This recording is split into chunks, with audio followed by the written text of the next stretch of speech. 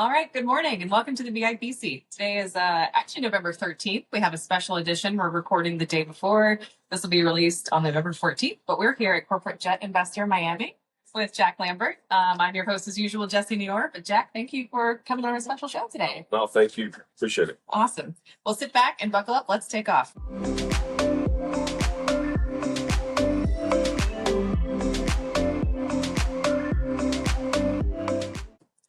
All right, Jack. So FlyHouse is your latest venture. You've been known in the industry for a long time, but we'd love to get first, the elevator pitch. What are you guys working on? What are you doing? How's it going? Yeah. So the yesterday in the conference we were talking about doing that elevator pitch in 90 seconds, and Grant said, "Hey, let's do it in 3 seconds." Well, it's actually 3 words: Uber private jets. No. So what we're working on is obviously we're a management company, but to take it to another level. Oh, sorry. I was looking for you last. Good seeing you. Sorry to interrupt. It's all right. Hey, this is how it happens right here. Right. We're In live. Miami. But FlyHouse is obviously managed services, number one. But then the other side of it is when we started out with the management side, we said, hey, how do we drive costs down for helping? And part of that was, hey, we have our own fleet. But then the vertical integrations of what we're doing on the backside of that with the technology is something that's just game changing.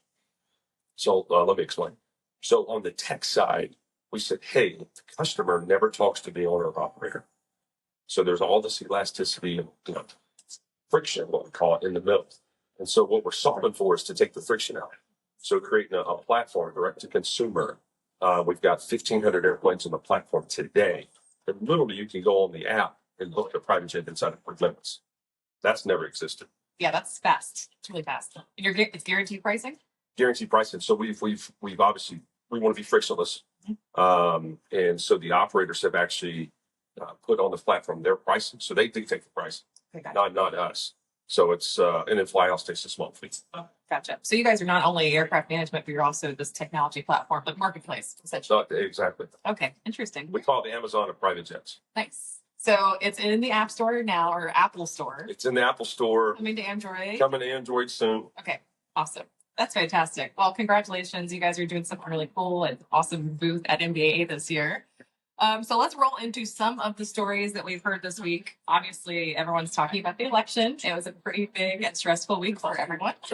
Stressful year. A stressful year. Our election cycles are getting longer and longer and it's exciting than ever. But it seems to be settled at this point. We know that Republicans have taken the cards off the table. They're pretty much going to be in control for the next couple of years at least. So the question is now, what impacts does that have on the industry? I'm hearing a lot of discussion here about potential privatization of FAA because Republicans are committed to, privatization in general. We don't know if that's on the table, but I think the biggest one that people want to know is bonus depreciation. So what are you hearing? Are we getting it? Are we not? Well, I mean, listen, 3-4 years ago, it was massive. And we've seen, obviously, the decline. I think it's coming back for sure. I think, there's a lot of uncertainty. I think now now that the election's over, I think there's going to be a kind of a level field. We'll get back, start moving again. But obviously it's got to come back. And I think that's kind of the shot in the arm that the industry needs. Yeah. And obviously the financial side of it impacts that. Yeah. And some people were talking about, OEMs are doing great right now. They have good backlogs. They don't need this. But we fail to remember that bill was not only just for brand new airplanes, it's for any large equipment that goes into service. So that's, people in manufacturing sectors, all sorts of things. I think Republicans are going to be committed to putting this back in place because they want to stimulate the economy. They want to get everything going and moving, which would be great for us and the aircraft management companies because people need that 100% bonus depreciation. That's right. And we could really use it right now. I think the industry is coming out of a little lull, but I hope with this that will kind of balance. Boy, I think you saw this week all the excitement. Yes, people are very optimistic here. Yeah, totally. Very optimistic. Probably a heavily Republican room, but we won't go into politics. We'll leave that for everyone else to decide. But at least for the industry, I think we've got some positives coming. Last night too, we were at a fuel dinner, and I was kind of curious about what do we think is going to happen with fuel. And what I'm hearing is there's probably going to be some downward pressure on pricing because we're going to start to pump more of our own here in the United States. Maybe some peace in the Middle East. Yeah, cross those fingers. So I think that's probably, who knows, what's going to happen there. But optimistically, we'll hope. But speaking of issues like Ukrainian titanium, we still have maintenance problems and we still have supply chain issues. So what are you seeing in your business, and what are we going to get safe? Yeah, I mean, listen, obviously as a management company, you go through those pains of not only finding parts, but getting your aircraft fixed. We've seen what normally would take a week, is now taking 3 weeks. And because of the backlog, because of supply chain, it's obviously hurt the whole entire ecosystem. But I think what we're seeing is some consolidation. Yeah. And I'll go into our app. So what we're trying to solve for on our app is an operator can go on the app and literally we want to be able to have parts. So also adding the maintenance sector to it and have maintenance partners. So literally a management company can go in there and go, hey, I've got an inspection coming up. Literally hit one button and it sends the three options to the MROs, and they can actually quote through the system. Very cool. So there's that whole piece as well as the front end on the charter side. Yeah, exactly. And I think if we can solve that, it's all about taking a lot of the slack out of it, going direct, and eliminate a lot of these phone calls. We got to get on. And listen, there's relationship business. I mean, we're right here, right? But I think that if you can solve that, get rid of some of this slack, get rid of a lot of these phone calls, make it easy for people to, if we can book a private jet in 3 minutes, you should be able to get a part. Yeah. Or get a quote for a maintenance event that's coming up. But you've seen, you were an operator before, you understand the pain points that operator goes through. Yeah. I mean, waiting 6 months for a windshield or anything else these days. I mean, in some of these, the eye opener for me, again, we're live here, folks, so we got folks coming in and out. But I think the eye opener for me, Ken Rickey talked here on Monday. And for those who don't know, Directional Aviation Capital, probably the most successful investor in space. Oh, no, totally. In private aviation.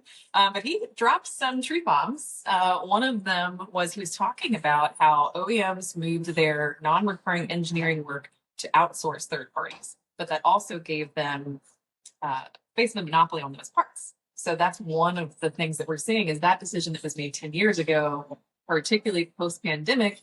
Now we have these parts that nobody else can make and nobody's ramped up to make, even if they wanted to in the first place. And it's caused a lot of disruption. It's a massive problem. And again, nobody has their crystal ball.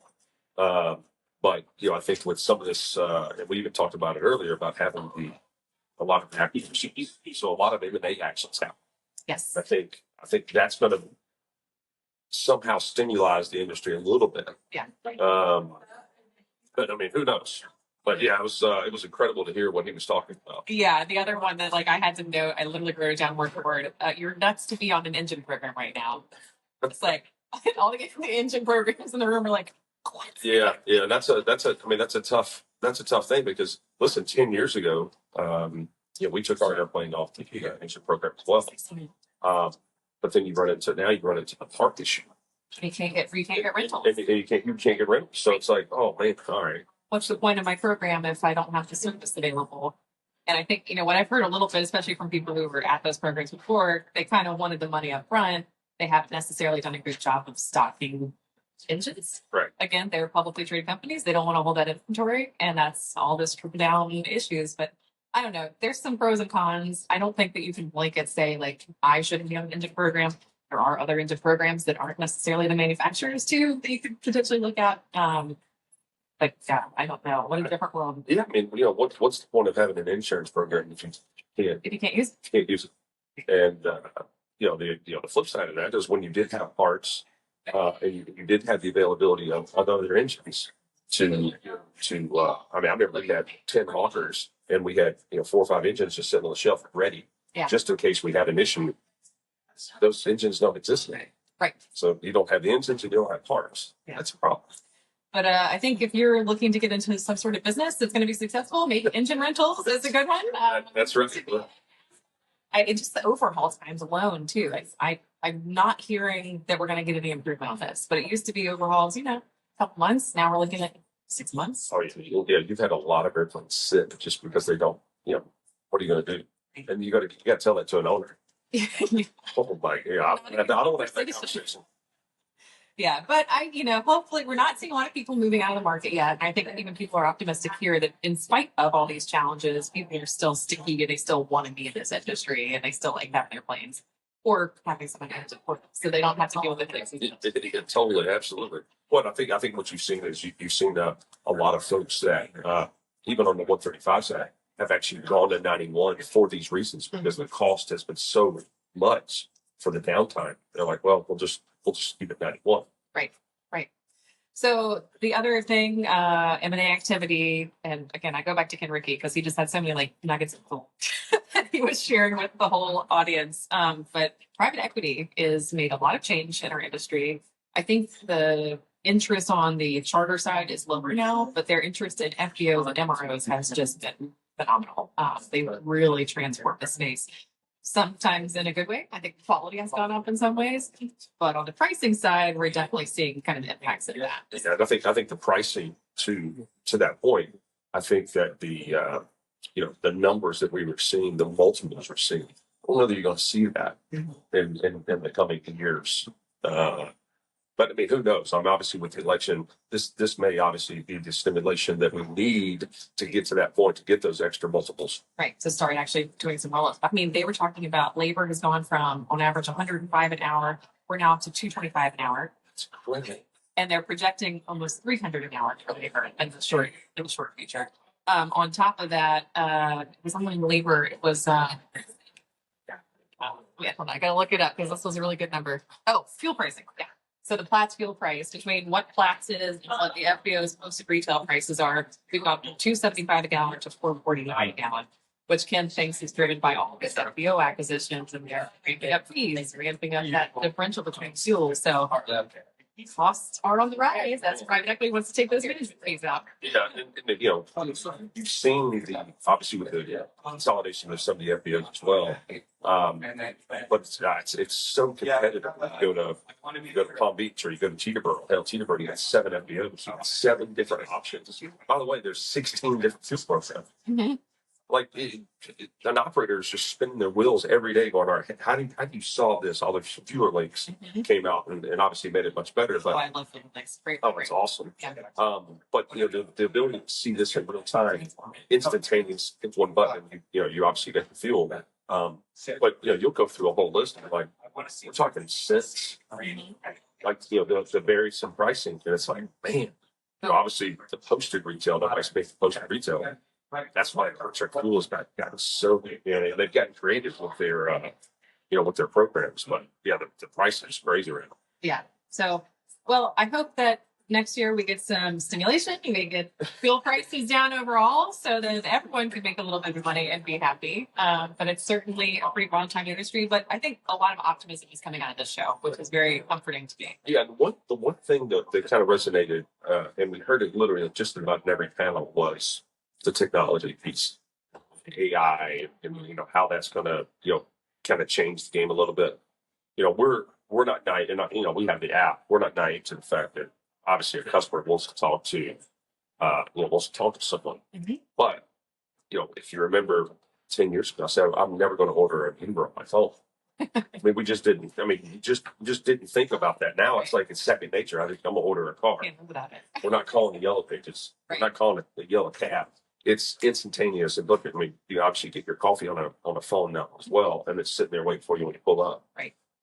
So I mean, obviously the technology piece in every aspect of this business is going to be critical in the next 10 years. Yeah. I mean, it's going to have to, and we've obviously seen it here.